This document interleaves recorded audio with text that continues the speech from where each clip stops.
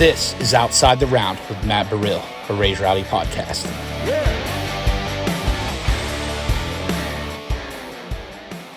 Dude, I love seeing the process and like how far you come, dude. I remember when you first started this stuff. Bro, yeah, absolutely. And it's like, we'll just get right into it, brother. Like, you were one of the first guys that I remember meeting when I moved to town. And obviously, like, now you're going by just your first name, Austin. And it's like, thinking back to 2018, to where we're at now, when you guys were doing, when you were doing your thing in West Tennessee, when you were doing your thing in Kentucky, when you were starting to come back, or starting to come down here and, like, just see kind of where all the homies are at. Yeah. It's pretty wild because you and I, we first met, it had to be through Ethan Willis, right? It had to be. Yeah. It had to be through Ethan. And I think the first round that I ever hosted, the first ever in the round songwriters, I made on Ethan's phone the graphic, that weird. I remember. Yeah. We had you on there when you were doing the duo thing and like had, I think, Dylan Marlowe on that night. Yeah. Had like, It's a huge night. to see where everybody's at now. And then other homies that are like, that have pivoted and doing other things, like our boy, like Garrett Biggs, you know? Like, it's just, it's cool to fast forward 6 years. It flew by, too. What a 6 fucking years it's been. Yeah. Right? Yeah. We're all still here doing it. We made it through a pandemic, and we're still out here trucking, man. It's crazy to look back and see. Yeah, I try to look back every so often and see how far I've come, and even the friend group. I mean, I'm still rocking with the same friends I found in 2018 when I moved here. So it's cool to look back and see our progress, and I have buddies that are on the road now with big artists playing guitar and bass for them. So I mean, it's cool to look back and see for sure. Yeah, when in 2018 did you move here? So I actually moved in October of 2017. Okay, so you were October of 2017. Yeah. I was October of 2018. Okay. So I was literally like a year after you. Because I moved down like right around like it was Halloween weekend, because I remember I started at Whiskey Road that weekend. I moved here. I remember my first day of work was October 21st. Where were you working at? I was a safety guy at Amazon at the airport, being a 5, baby. No shit. Yeah, I worked there for 3.5 years. Yeah. First day on the 21st. I remember I moved here on the 13th, and you know Jody Chapel. Very well. I knew him through a mutual friend, Logan Garner, and so I would just go out with him. That's the connection. That's how I first heard. Yeah, because Logan knows Ethan. Logan, myself, Logan, Ethan, Dave Hangley, Tyler Lassard, Dakota Tate. I mean, by extension, the guys that were playing at Whiskey Row at the time, Skylar Anderson. Oh, yeah. Jacob Lutz was running sound there. Like, I remember I'd be taking the trash out at Whiskey Row and like going up and down the elevator. And then I'd see Logan because he was bar backing. Yeah. And he'd be like, man, you got to hear this song. Man, I'm telling you, my boys Austin and Brooks, like, dude, there's this thing. Like, they're doing it, man. Like, all the boys, we're doing it. He's what got us to move to Nashville. So we went to college together. We went to Murray State together in a fraternity. We were frat boys together. Yeah. And he actually played drums for us when we moved to town. I remember that. But I was still in Knoxville, Tennessee after college, and Brooks was in Louisville. What were you doing in Knoxville? I was safety for Pepsi. Okay. I got a degree. What does safety mean? Because you're not like on the football field playing safety. No. Very different. Hell no. No. I played baseball growing up, and my coach always said I had deceiving speed. I was slower than I looked. Yeah. Like I had the flattest feet. But what I forgot. I lost train of thought. Safety. Oh at yeah. the So it's airport. basically occupational safety and health is the name of the degree. So it's bachelor's of safety with the emphasis in occupational safety and health. So it's basically workforce safety. So I made sure that the employees made it home the same way they came in, basically. Okay. And I would make sure the building was up to compliance, like the fire extinguishers and the sprinkler system and the machine guarding and all that stuff. Make sure that they didn't get hurt. So I went to school for that. And it was the quickest degree for the most amount of money. That's what my parents told me. So I was like, all right, I'm going to Murray. I'm going because I have a great program. Yeah. I have a lot of buddies that moved to Nashville with me. They're still doing safety. But I did that in Knoxville out of college, and Brooks did veterinarian stuff in Louisville. And but Logan moved to town to Nashville and started bar backing, and he would call me every night because I'd be depressed. I was like, man, I just got off work. I'm like drinking because working at Pepsi, I love bourbon, and I love to chase it with Pepsi. Kentucky boy. I love it all. So to be able to have free chasers out of college, I would just buy the bottom of the barrel whiskey and just take home old Pepsis and just drink. So like I'll talk to Logan every night. He'd be like, bro, you got to come down here, man. I met this person today. They said they can do this for us. You just got to get down here. I'm like, all right, man, we're planning it out. Just trust us. And then we wrote half a song over FaceTime one night, me and Brooks, and we're like, all right, bro, this is it. This is the song. We got to move now. So we set a date and picked an apartment, didn't even look at it. We're just like, it's crazy. It was $641 a piece a month for me and Brooks. And I'm like, all right, it's destiny, 641. Yeah. So we moved down, and if it wasn't for Logan, we would have came down a lot later than we did. And it's funny how Logan was for you guys, Dave Hangley was for me. Yeah. Dave Hangley used to call my ass up because he moved down in, I think, January of 18 was when he made the full move. And he would call me all the time, be like, bro, you got to get down here. And I'm living up in New York. And he's like, bro, you got to get down here. Like, I can get you a job on Broadway. Like, my buddy's got a room open. And then I moved in with Dakota down in Spring Hill. I had never seen the apartment. I just blindly took crazy. the room. Yeah.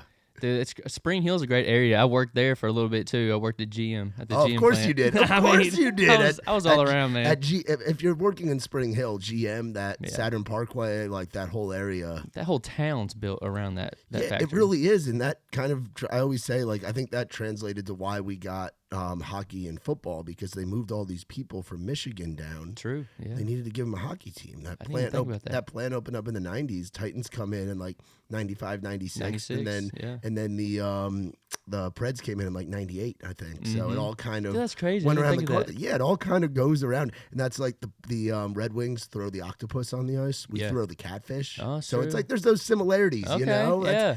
Something, I don't know if it's fully confirmed, but it's just like an idea I think it makes sense. Yeah, you know? Even when I was working there, all the people in the management side, they were from Michigan. Yeah, because GM. Yeah, they were just there just for a few months, and then we're going back. So it makes sense. All right, nice conspiracy theory. Where were you driving to Spring Hill from?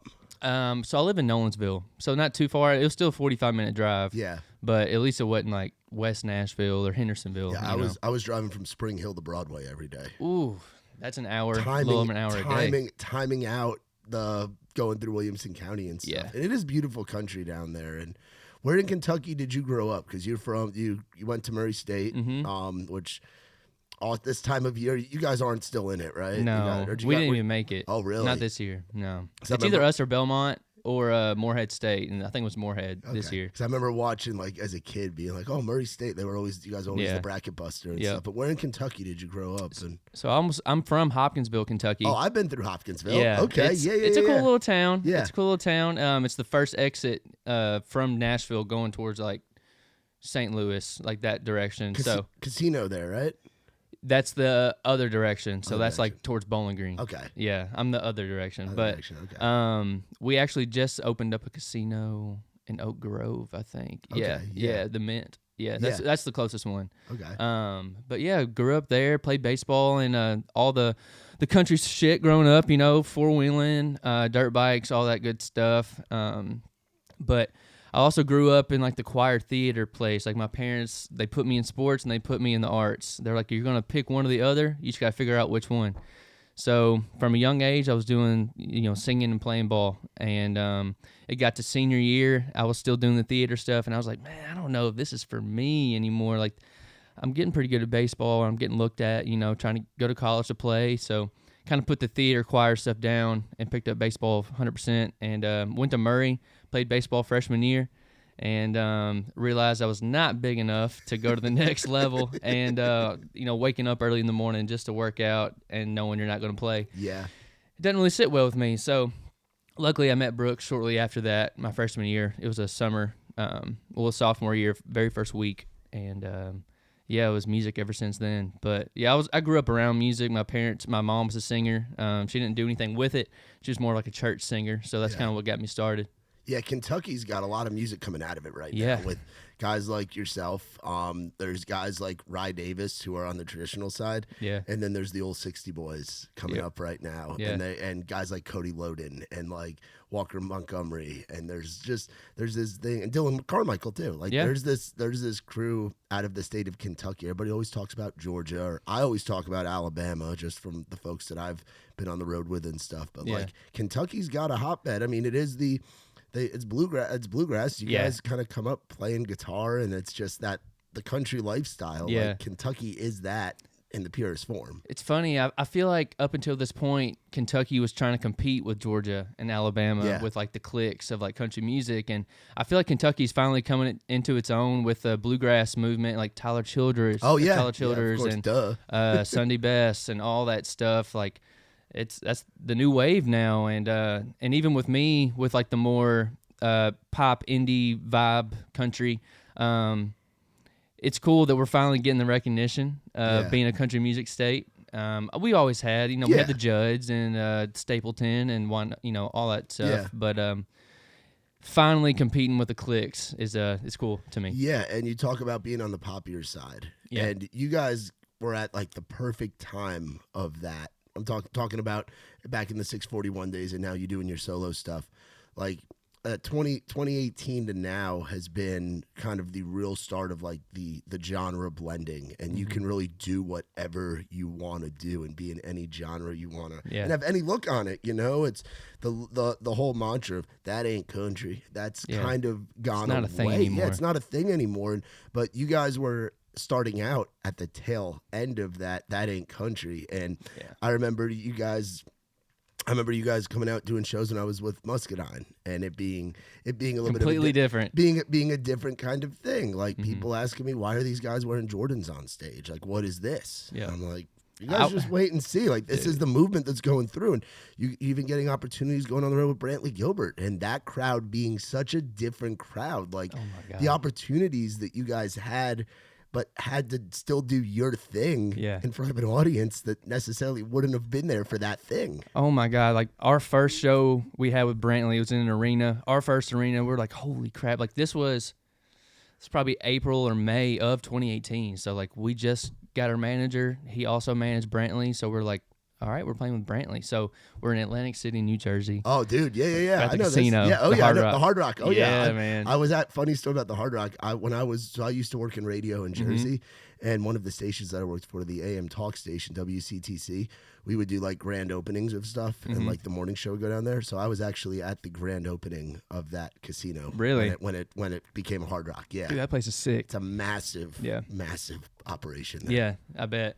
But we were there, and we were about to run on stage, and I mean, his crowd. It's a bunch of bikers and all that good stuff. VG Nation, baby. Yeah, and we were like, we were so green. We were prime. Like, we had the skinny jeans, the high tops, like the tight shirts, spiky hair. We were just trying to do it all. Not even a hat on your head. No hat, no facial hair, no nothing. And I specifically remember we always used to joke about it later, but we're running up the ramp to go on the stage, and somebody in the front row goes, "It's a freaking boy band." And we get up there and do our set, and we meet him at the merch table afterwards. He's like, "Yeah, I know y'all heard me say that. I'm sorry. Like, y'all are actually pretty good." I'm like, "Thanks, man. Thanks." That's probably the coolest feeling about it, is winning those people over. Yeah. Like, they're judging you right away, but then they're hearing your songs, Yeah. and it's cool to win them over. And you still get to do that now, doing the solo thing. What's it been like being Austin? It's been great, man. It's been I've been Austin for a little over a year now. Yeah. And just the creative freedom to be able to tell my story the way that I envision it. Coming from the duo world, it gets difficult at times to tell your 100% truth in a song, and now to be able to do that in like a cool way, like I'm doing it now. It's been a fun ride, and it's been cool explaining the vibe to like new writers and new producers that I'm working with, and I'll play them some songs. Like, oh, okay, I get it. All right, you're trying this, and let's go this way. So the more rock, I'm a huge like alternative fan. Like I grew up on Blink-182 and A Day to Remember and all that kind of stuff. So being able to incorporate those kind of sounds in my music now, to tell my story. It's been so cool and fun, and the fans' reception of it has been awesome so far. I mean, I'm 3 songs into an EP so far, and I'm loving it. That's awesome, man. You got a good team around you too. I do. Are you still with that same management? I am. So yep. Aaron. Yeah, Aaron is still rocking. Dude. He is the dude. He is the guy. Like, Yeah. it's funny, like, because you have, like, managers have, like, personalities, you know, and there's all different managers in town, a bunch of great guys, a bunch of great girls. But Aaron's one of those guys, like, when, like, he's the guy you want sitting by your side at a negotiation table, For sure. advocating for you. He's the guy when he walks in the room, people are like, who the fuck is that? Yeah. And how'd you first, I know obviously it goes back to the duo days, but how did you first come into contact with him? Because he was kind of getting his thing going at that time, right? Yeah. He was rocking with the Brantley crew, working his way up the chain there simultaneously. But we put out a song called Plain Crazy in 2018. That's the Logan one. Yeah. I remember that. Yep. We put that out in March, and we didn't know what to do, how to market it, whatever. So we just put the song out, and we're like, man, let's just put a $100 ad on Instagram, see what happens. So we did, and 2 days later, we get a DM from this guy, and in his bio, it says BrantleyGilbert.com, and I'm like, oh, shit, like, what's going on? And he just goes, hey, are you guys playing anywhere else anytime soon? And we're like, actually, we're playing in Louisville this Thursday if you want to come. So he's like, all right, I'll be there. Sure enough, that Thursday, he drove up 30 minutes late, halfway through the set, and we were playing at some, like, college club, and luckily it was Brooks's brother's fraternity, so they knew all the words. And perfect. So he gets there, and they're singing all of our, like, old stuff, and afterwards he's like, hey, y'all want to go get some pizza and talk about it? And so we did, and he's been my manager ever since, but he helped us out a ton and helped us grow and learn in the industry, and you know, putting us on tours and shows with Brantley and Michael Ray and Eli Young Band. It made me realize, you know, the other side of the industry, and like I moved to town wanting to be that artist, you know, as big as Brantley, as big as all these, you know, stadium acts, and getting to see how they operate and what it takes to get there.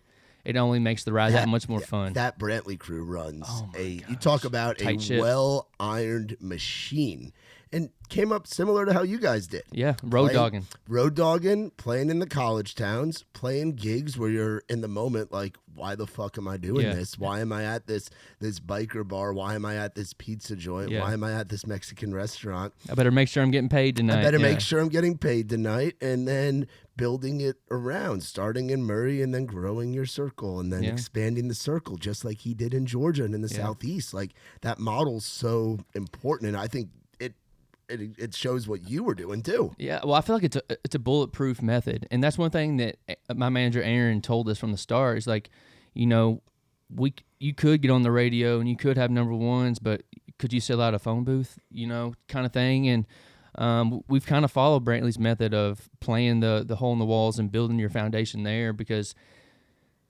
heaven knows if something happens down the road where it's all gone. If you have those hard ticket sales or those shows that you played coming up and those fans that you accumulated, they're not going to go anywhere. You know what I mean? Like, you could lose your record deal. You could do all this stuff or not even put out another album ever again. But, like, having that hard ticket fan base, oh, my God, there's nothing like it. So that's what I want at the end of the day, is, like, have that security and that fan base to rock with me no matter what. And it's been fun growing it. Yeah, dude, absolutely. And then your other team, Lindsay, the crew at Round Hill, bro.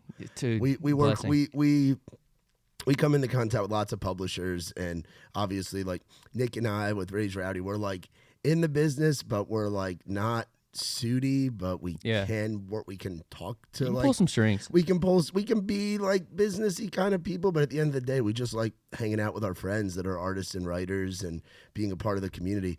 But Lindsay and the crew at Round Hill is a crew that we've gotten to become very close to. And to see that you're over there, to see guys like Adam Sanders, like Christian Yancey, like they are building I think Renee Blair's over there, right? Yep. Like, there's a crew, and you talk, like, because everything kind of like comes in waves, and you see different buildings or different offices like coming up with the crew, and Round Hill's one of those that's coming up. We're doing it, man, now, which is perfect for you on the artist side. Absolutely. And I've loved Lindsay for years. I met Lindsay when she was an intern at a former company. And when she came to Round Hill and started working her way up the chain, I'm like, man, it'd be awesome to work together one day. It's because we talked about that throughout the years. And I had a publishing deal previously to that ended June of last year. And I reached out to Lindsay and was like, hey, I'd love to work together. So we met, and some months went by. The dating process happened of like putting me with their writers and all that good stuff. But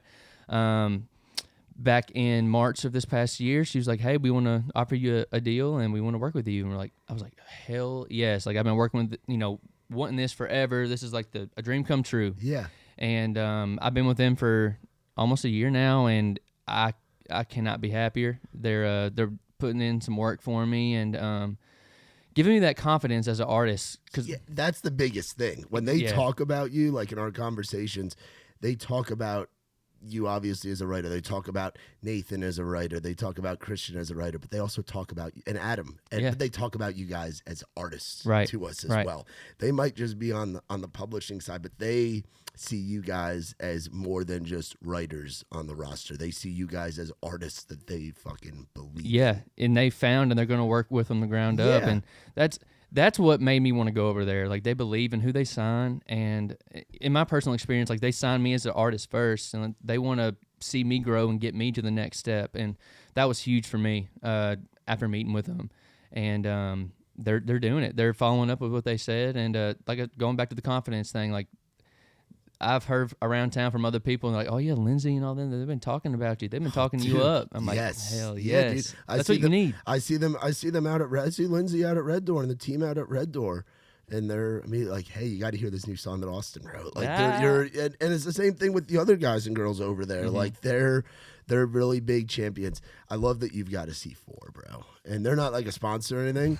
But when I was in the trenches on Burrill, I know you get it, doing the long shifts and stuff. We used to make, because I don't drink, which I'm like very public about and everything, but like I'd be doing like the 12-hour shifts on Broadway, and I was a day shift guy, which meant my shift was going until the night guys showed up. So sometimes it'd be 6 o'clock, sometimes it'd be 9 o'clock, it'd be whenever. But our manager at Whiskey Row at the time, Jake Bischoff, he'd keep containers of C4, like the powder. Oh, like a pre-workout. Behind the bar. And he would make us mocktails at the beginning of our shift, and I'd end up with like 3 or 4 of those throughout the day. And I was checking IDs, just fucking zonked out on C4, bro. Dude, they should. Do you think they still have it behind the bar? I don't know, because I would order like a little pre-workout mix. You talk about like the vodka Red Bull on crack. Like, a little fruit punch pre-workout. Yeah, that's exactly. Yeah, it was the fruit punch flavor pre-workout, and he'd make them and he'd come around with a tray and just hand them to everybody, like little shots. Yeah, bartend. Well, like the cups, like a full cup, and then I'd shoot it. Me and Dakota and Dave, we would shoot that shit. But C4 brings back lots of memories. I don't go anywhere without one. At least I have a problem with caffeine for sure. Yeah, I do too. I mean, I'm really big. Like I've gotten to like the espresso coffees, and that's part of my morning routine. I have the K cup. That's like, I forget the company name, but it's like it's like espresso mostly in the coffee. Is it Nespresso? Is that the company? It might be Nespresso. It might be. Yeah, it might be. I've just seen commercials. Yeah, it could be. But it's like I'll drink that. I'm caffeinated like so much. And when I was on the road with Muscadine, they had like a little thing with Bang, where they were doing like bits around Bang. So I'm at the merch table. I'm like, I got to be part of the brand. I got to have a can of Copenhagen Wintergreen like Gary does, and I got to have my Bangs there. And I drink 2 Bangs, 3 Bangs on a show day, and just be. Dude, you can do it when you're bored. Like I'm just bored, and I'll drink another C4. I know, and then it starts catching up to you, where you're like, I shouldn't be taking in 900 milligrams of caffeine a day. That might not be good. On top of all the nicotine, I was dipping and I was smoking cigs. Like it was a lot, dude. Yeah, probably going hours without eating. Because on the road you forget to eat, or like you're too busy, and like you're caffeined out, you're nicotined out. You're like. Fucking especially tweaking. At the merch table, dude. I'm trying to sell somebody a Porch Swing Angel koozie. He's like, no. I can picture it now, dude. Man. Yeah, dude. Because at the merch table, you're like stuck in it. Same thing with bouncing. Like you're at the front door, like you have your spot, and it's like you're sitting still, but you feel your body like kind of shaking. Yeah, I'm not here right now. These things have changed my fucking life. What are you doing on threes? Were you one of the guys that started out on sixes and then cut back to threes, or have you always been I threes? started out on threes. I just went back to threes. Like, this is the first 3 can I bought in a couple weeks. Why'd you go back? I just need to wean myself off, I think. I don't know. I've heard people say that they get, and I've had this happen a few times, like they'll pop a 6 in and then they'll get the hiccups. I do, yeah. I'll Yeah. get the hiccups every now and again. Like I'll pop one in and then I'll just start fucking hiccuping out of nowhere. There's something in it. That's what I'm think. saying. So everybody's like, you got to get on the threes. I'm like, I just can't get there yet. And it's about to be festival season for us. Yeah. Which festival season?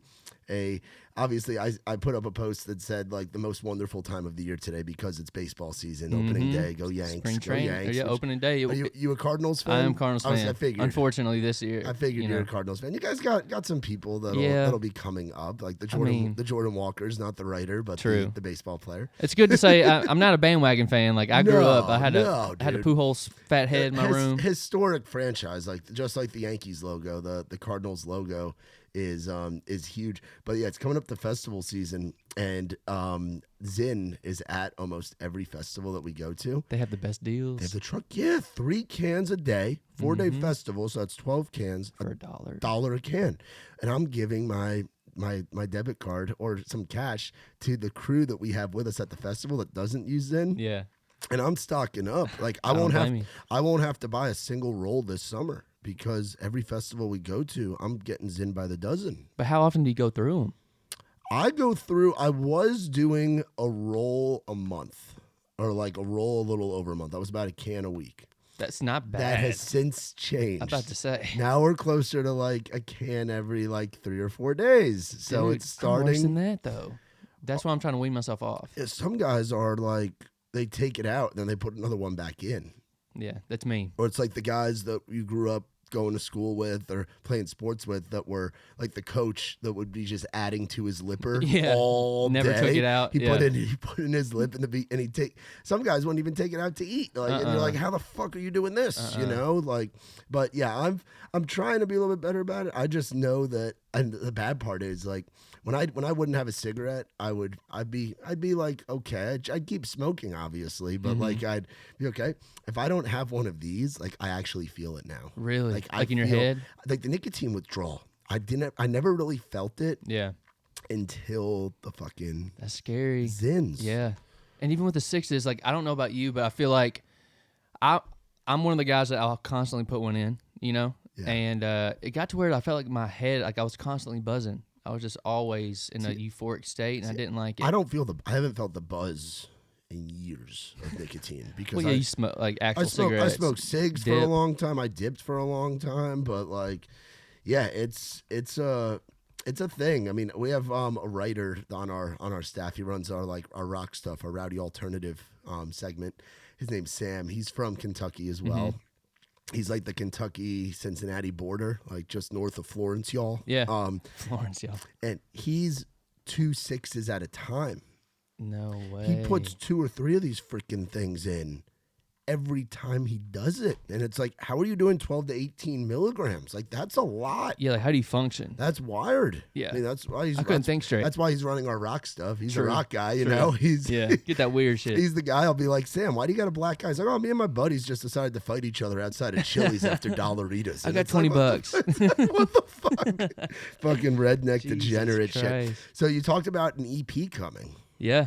Yeah. That's exciting. Yeah, man. It's been a long time coming. It'll be here in I don't have the exact date. I'm kind of holding out. We got 2 more songs to be mixed in the process right now, but it's looking like Mayish. The whole thing will come out. It'll be 7 songs total, but I put out 3 so far. Yeah. And then the rest will come out in a couple weeks. But it's been super exciting to be able to create my story with new writers that I didn't write with before. Like I have a cut on there, the title track actually called "Running My Mouth." I wrote that with Ben Stoll. I didn't know who he was till I wrote with him a 2-way last year, and then become best buddies. Funny how that works over time because Yeah. it's like you start out writing with your boys or your girls or with like your crew. It's Yeah. like a mixture of both, and then everybody kind of starts still keeping the friendship, but when it comes to like writing and everything, everybody kind of starts like Yeah. drifting off and finding because there's so many fucking writers in town. There's so many people to work with. And we all have our own goals. Yes. You know, and there's different people to get those goals with, you know, and you can still have that home base of friendship, but if you're going, like, if you want that traditional sound and I'm more of the indie pop sound, probably not going to hit your goals with me, but I will support you working with whoever you need to work with to get your goal. And that's been fun to see, because, I mean, I have my girlfriend, she just signed with Warner, and she's doing, like, the coastal cowgirl stuff. Shout her out. Morgan Johnston. She's doing the thing. One of my favorite girls in town. Yeah. Honestly. Best voices in town. And it's cool that we're doing this at the same time. Yeah. Like, we both got signed a week apart for our publishing deals. And she's working on her EP right now in the studio too. So excited. It's cool. For we're her supporting each for other. her to get a lot of music out, because you talk about people that are humble with a lot of ability. Yeah. Like Morgan is at the top of that list. I agree. And her stuff sounds great. I've been in the studio with her and hearing it, and it sounds great. Yeah, it's a huge 180 in the best way for her. That's good. Yeah. That's good. That's how you want it, you know? How'd you and her first meet? All right. We it was February or March of 2018. It was back when Why Not Wednesday was at where the ice cream shop is now, like it used to be called Whiskey Rhythm, right across from Red Door. Do you remember that spot? I never went in there. I remember the building kind of being there. Yeah. But like, well, that's where we met. I thought she was hot, and she thought Brooks looked like somebody she knew, and she didn't talk to me. She was like, "You look familiar," and I was like, "Dang, you didn't even talk to me." But we had a write that Monday with this guy named Greg Ryder, and he gets to the right, and he goes, "Do y'all care if my friend comes and writes with us too? Her name's Morgan." And I'm like, "Yeah, sure, no problem." She shows up 30 minutes late with a pepperoni pizza, and she's like, "Sorry I'm late, guys, but I brought pizza." I'm like, "Oh, I think I love this girl."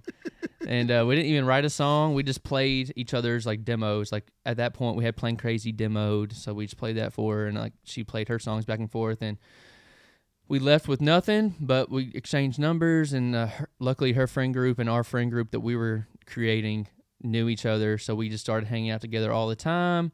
And as the years goes by, like, we just kind of fell in that way, and we each dated other people and kind of saw, you know, how each other operates that, and but still, you know, the whole time just being friends and respecting each other. And one day I was like, man, I called my mom. This was a little over 3 years ago, because we've been dating a little over 3 years, and I was like, man, I think I love her. She starts crying. She goes, "I've been waiting on you to say that. You need to tell her. You need to tell her, Austin." So I'm like, okay. So I hang up, and I tell Morgan, and she's like, "I think I love you too." And then we just became, you know, boyfriend, girlfriend after that. But we snuck around for the next month because our friend group. That's kind of what you got to do when it's intertwined in a friend group, and it's like the artist thing in town, dude. It's weird. Yeah, and that's one thing we were worried about. It's like, we don't want to burn bridges or, you know, just burn bridges. And our friend group was so supportive on it. They knew we were doing it before we even said anything. They're like, "We've been waiting on y'all to tell us. Like, there's no big deal. It's gonna be the same." Yeah. So it's been fun. It's been fun, and we still got the same friend group. I mean, we hang out probably a couple times a month. I mean, we're all busy doing our own thing, but that's something that I miss, is having the friend group where you're able to, where people don't have everything going on yet. You can go every night. And you're able to, hey, where are we meeting up at tonight? Hey, you want to come over? Like, we're meeting up at this person's house, so-and-so's house. But everybody's so busy, which is the goal. Right. You want people to be out on the road on the weekends. You want people to be playing showcases, to have their calendar booked with rights. Right. But then you don't get to, it's tough. And even marriage, like, 2 of my buddies are married now, or one's getting married, one just got married. So life is happening right now. So we can't hang out every night like we used to, but it is fun to reminisce on that stuff. How old are you? I'm 28. Okay, so we're about the same. I just turned 29, so we're right around that same like ballpark where it's like, you get closer to 30, and then like you gotta get your shit together. We're not the kids anymore. We can't stay out till 4 a.m. Yeah, anymore. We can't just fuck off and wake up at 10, 11 in the morning. You feel it now. Yeah, you really. I'm it's sure bad. drinking. You definitely. Like, hangovers are like really a thing now. Yeah, I need to get off that too, but we'll get there one day. Yeah, I mean, I don't know if like but it's like there's so built into the culture of. Yeah, it's crazy. Like, I tell people all the time, like, I feel like our industry is the only job that, like, you have to drink on the job kind of thing. Like, oh, I got to go play a show. I got to go to work tonight. I got to drink. Like, oh, crap. Because most of the time, like, you don't get that luxury. Like, if you like to drink, you don't get that luxury to drink on the job. And now it's like you're supposed to. Like, it's not frowned upon. So, like, it's weird navigating that, like, when not to drink, when to get a little rowdy. But, yeah, it's give or take.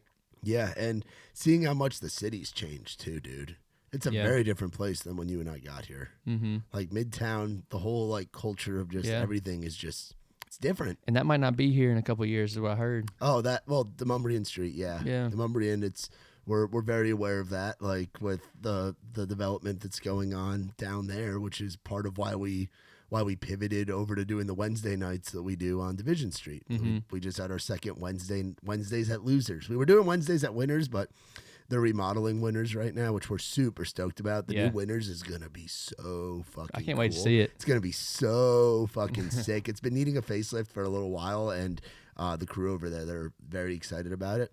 But yeah, it's like even just the bars that are downtown are a little bit different. Yeah. Like, there's a fucking Whole Foods on fucking Broadway now. Like, what the fuck? I know. Like, what are you supposed to get groceries at Broadway for? You know like, what I mean? What is going on? Like, it's crazy. Where in town do you live at now? I live almost in Nolensville. So if you go down Nolensville Road, like past Lenox Village, a little bit further, I'm down there.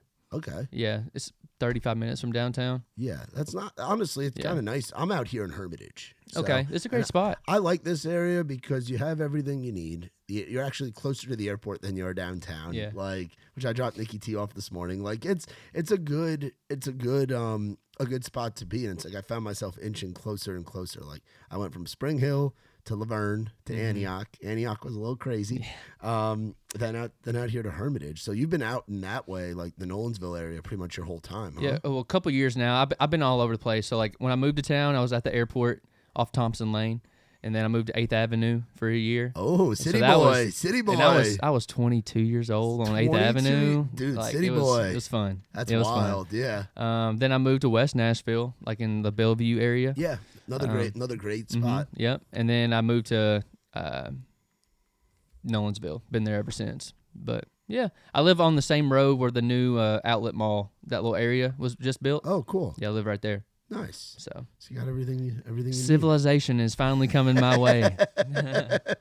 It's funny seeing it all the different areas around town developing stuff. Where's some of your favorite spots to go and get some food? Because that's one thing I think you and I have definitely shared, like Little Chicago together on Demumbrian and things like that. Yeah. Like late night with like Ethan and those guys like back in the day. But yeah, where are like your spots that you like going to? So I'm a huge like street tacos guy right now. All right. I don't know why. I just love tacos. Yeah. In East Nashville, there's a place called Redheaded Stranger. Have you been there before? I've heard so much about it, but I haven't been yet. It's so good. I think it's Willie Nelson's place. He started Makes sense. Great spot. But I think hands down the best street tacos in Nashville. Like, throw shade if you want to, but in the new Assembly Food Hall, it starts with a C. It's like Chimichaluas or something. It's whatever, but they have like burrito tacos on the weekends. Ooh. I'd go to Broadway just to get those and leave. Wow, like it's good. Yeah, take my word for it. It's like a 9 out of 10. See, I like going to the shitty looking taco places. The taco trucks. Antioch. Yeah, the taco trucks in Antioch, or the place where they're looking at you weird because you're not speaking Spanish. Yeah, like that's where the best food's at. Yeah, dude. Honestly, that is where the best food's at. You get the Green Gus tacos, which they call them the Green Gus for a reason, because guys like you and me are ordering them. Yeah.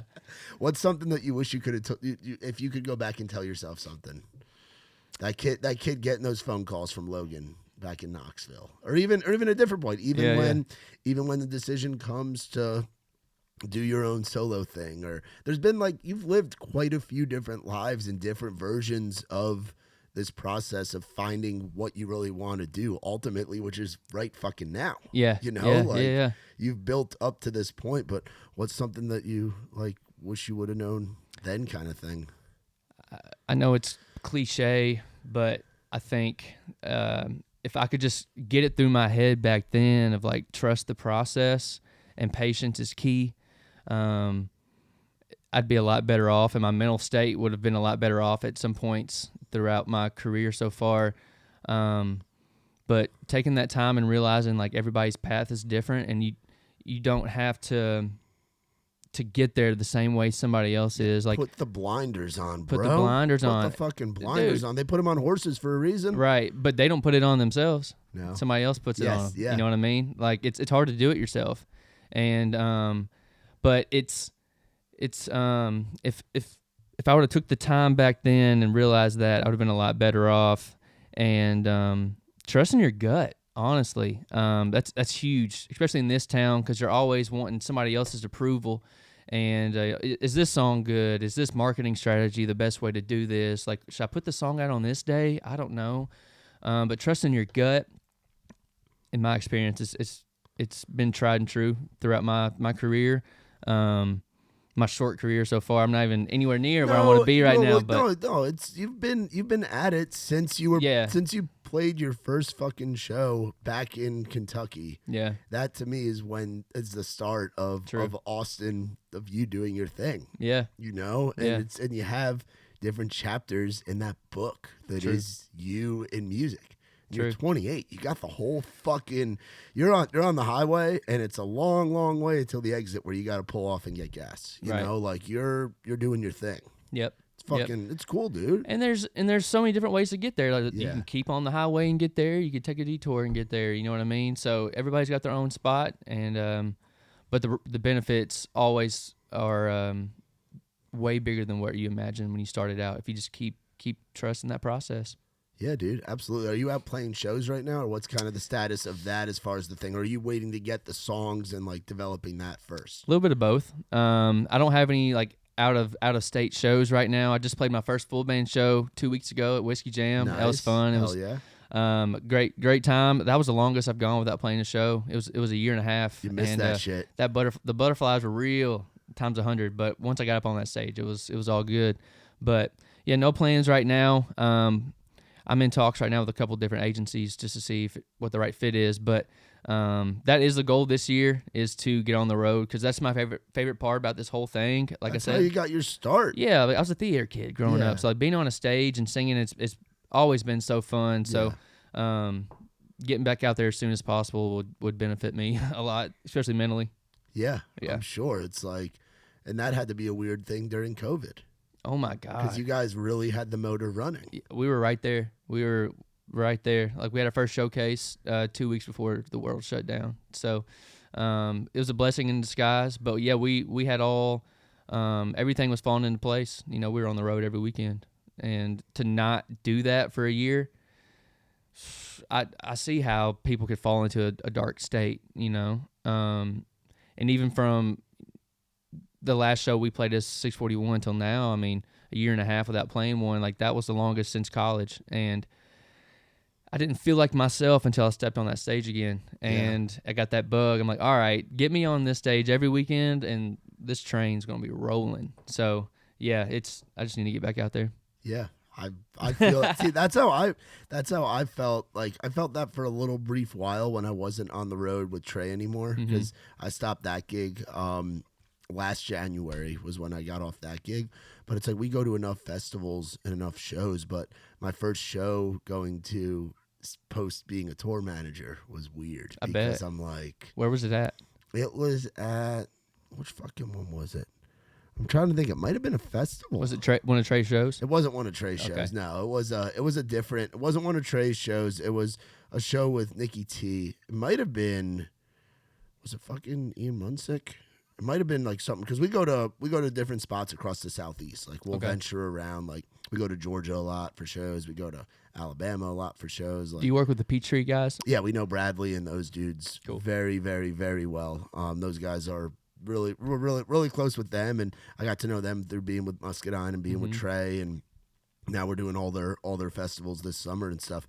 But it was just weird to like be in the crowd and like not be back there and like be looking at the stage and being like, oh, this guy needs a change here, this or that. Like, it's like being a professional athlete and then watching a sport and being like, I want to do this. Or like, we go to shows with Kurt Ozon, who plays with Luke Combs, and it's like, going to a show with him is funny because you can just see his itch to be on that stage and be doing what those guys are doing. Yeah, you know, I mean, it's like being an artist and listening to the radio. You're analyzing every song. You're like, oh, I would I would have sang it this way. Is it or I tough? would've- Is it tough to listen to music for you sometimes? Occasionally, yeah. I'm really big into podcasts right now, just to reset my brain. Cool. And even when I listen to music, it's rarely country. It's more like the rock stuff, hip hop, just to get a fresh palate for the next day. What hip hop stuff are you jamming right now? I mean, the new Metro Future album, I'm bumping Yeah. that right now. That whole beef with Drake and Kendrick is pretty Yeah. funny. Yeah, I like the Big X the Plug guy out of Texas. I haven't heard of Familiar him. with him? Mm-mm. You gotta listen to him. Big He's- X the Plug? Big X the Plug. What a name. And it's like he's this fucking ginormous Yeah, I gotta check him out. dude. I'm gonna show you like just a picture of him because he's just this. He just played that Rolling Loud festival. Oh, okay. Um, So he's doing it. yeah, he's big, but it's like he's just like look at this guy. Like look at that dude. It's just a horse. Oh, I've seen a He is- video with him hanging out with Morgan Wallen or something. Yeah, like Morgan and Post. Like I think he's gonna be involved in some That's of that. sick. He has like this, he's from Houston, he's from Dallas, I think actually. But he's got like that like Texas Mm-hmm. kind of thing where it's like that slower, kind of like how like UGK and like that Yeah. era had it. But it reminds me a little bit of Biggie, and one that he's just Okay. a ginormous human, but like Yeah. it's like this gotta check him swaggy out. kind of thing. Yeah, I like his stuff, and I like this guy named Prof that my buddy Anthony Mossberg put me on. You about to put me on some music Yeah, today. dude. I've Well, never heard of him. That's what we do with Raiders Yeah. Rowdy. That's kind of like what we are. Is like finding Yeah. different shit, you know. So Posh? Poff, Poff. and this guy's a weird looking motherfucker too. Poff. Poff is a very weird looking dude. He's probably one of the weirdest dudes I've seen. Like he's like this white dude from. Look at this guy. He just looks fucked. Like, He looks like a He's like he's like possessed. a Catholic priest. Yeah, and he's like this dude from Minneapolis. Like it's weird like seeing Mm-hmm. there's so much music out there in so many different lanes, which is where a guy like you I think comes in, and that Yeah. you can have the bending of different genres. And if think you're so. feeling something more melodic, or you're feeling something that's more storyteller, or you're feeling something that's more upbeat or slow or this or that, like you have the versatility to do it. Like you're not Yeah. pigeonholed in the one For lane, sure. which is For cool. sure. And what gave me that idea, well, my favorite artist is Machine Gun Kelly. Yes. I yeah. have a tattoo on my arm right now, one of his lyrics. But whenever he went from rap to the pop punk, I was like, oh, God, I love this. Like, Yeah. somebody's bringing this back. Like, Yeah. I think there's room for this in country somehow. And then whenever Hardy put out Mockingbird and the Crow and went straight heavy metal, I'm like, okay. So he busted the seams open that far. There's a lane for me now. You know, I just got to get the right songs, the right sound, Yeah. and it'll break through. And I just love like the band Camino, Laney, Nightly, like that vibe of music. So incorporating those sounds with country lyrics for me, I think that's what's really gonna help me find my lane Yeah. and have my own little fan base within country music. Whether it don't sound like country, that's not country, but I'm not all the way country and either. you're- So and you're seeing different tours. Like Jess Murph just announced her tour, and she's got Matt Schuster out with her. You Yeah. know, like you have the band Camino was out with, I think it was Dan and Shay they were out with, right? Like Yep. you see different acts crossing over, even on the touring side. Yeah. You know? Who would your dream tour be if you got a call right now and you're like, I mean, I know right now like you're just itching to get back out there, but like if you had dream one, tour. like one where you're like, this would be really fucking cool. So this is mainly for me, a personal thing for me. I loved Florida Georgia Line, and I think it'd be sick if I can get some shows with Tyler Hubbard. Yeah. Just to check that bucket list thing off for me, just to get to meet him and stuff. Yeah. I think we'd vibe pretty well. But as far as like tour wise, man, I think in the country space, Sam Hunt would be a great spot for my kind of music to go to. Or even Camino. I'd love to do like the indie lane or like a Knox tour or Yeah. Camino or 1975. Something like that could be cool too. I think there's a lot of different spaces for me once I start finding my lane more, because I want to be able to do the country space and the indie space and the rock space. Like that's why I wanted my name to just be Austin instead of Austin G or Austin another name, kind of like Kane Brown. I mean, I know he uses his last name, but Kane can do the hip hop stuff one release, and then his next song have a fiddle in the band and Yeah. just a bunch of different stuff. And Yeah. I think I can do that once I get my feet under me. So that's why I don't want my name to sound too country to be able to. Yeah. So don't put me in a box. Hell yeah, dude. That's awesome, man. Well, brother, I appreciate you coming on and coming out here. Do you got any plans for Easter? Nothing right now, man. Nothing. I'm gonna stay in town. Maybe I might have an Easter egg hunt at the house. Ooh. I might text you, see if you want to come out and find some eggs. Dude, there you go. Hell yeah. It's Morgan's idea. She's always up for something like that. I myself am in a relationship right now with a girl. My girlfriend has a 5-year-old daughter. Okay. And so I'm like, you're definitely doing it this year. I'm definitely doing the Easter egg hunt thing this year with little baby Charlotte. So cool. It's fun, dude. It's so cool to reconnect with you and actually do this podcast. I think I talked about doing one years ago with you when you were doing the duo thing, and to see where you've come and like where your team is at, where what you've got around you, and you've got guys and girls believing in you, like Aaron, like Lindsay, like you got co-writers, like you, Morgan, in a great place, and it's cool to have you on to check in after all these fucking years, and now we're in a fucking legitimate studio, dope ass studio, which is really really cool. And I never thought I'd be the co-owner of Raised Rowdy. Yeah, you know, it's like it's insane. You didn't think you'd be doing your own solo thing and find the woman of your dreams. Yeah, and that part's figured out. Right. Yep.